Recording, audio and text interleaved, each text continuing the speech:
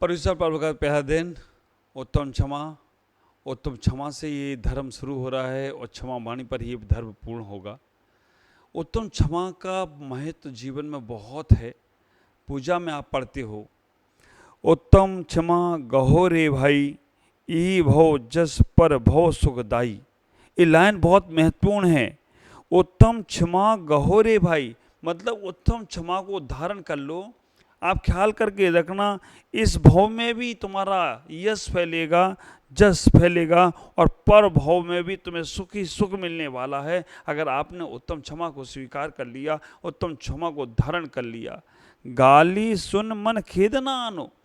गाली तो देने वाला जो है वो तो कचरा है, वो देगा ही देगा। कचरा हमें रखना ही नहीं है। अपनी डस्टबिन को साफ रखो, उसमें कचरा मत रखने दो किसी को, क्योंकि एक डस्टबिन तुम्हारा दिमाग में डस्टबिन बना लिया तो कचरा ही कचरा जाएगा। हम कहेंगे डस्टबिन मत बनाओ उसको, उस दिमाग में दूसरों के भी प्रति खुरापात मत सोचो, और दूसरा कोई खुरापात करना चाहे तो मन को साफ रखो। इतना ही ख्याल करना।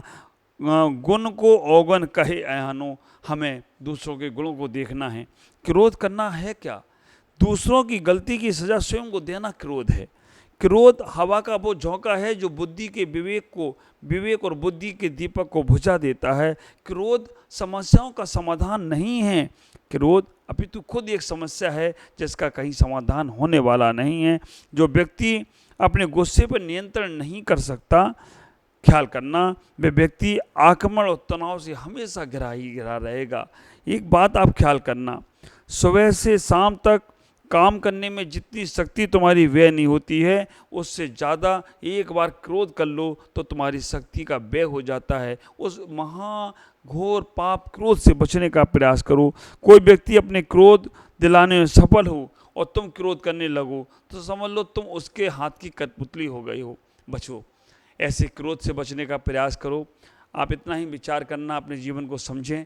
अपने जीवन में जितना परिणाम शांत रहेगा उतना तुम्हारा जीवन आनंद में रहेगा।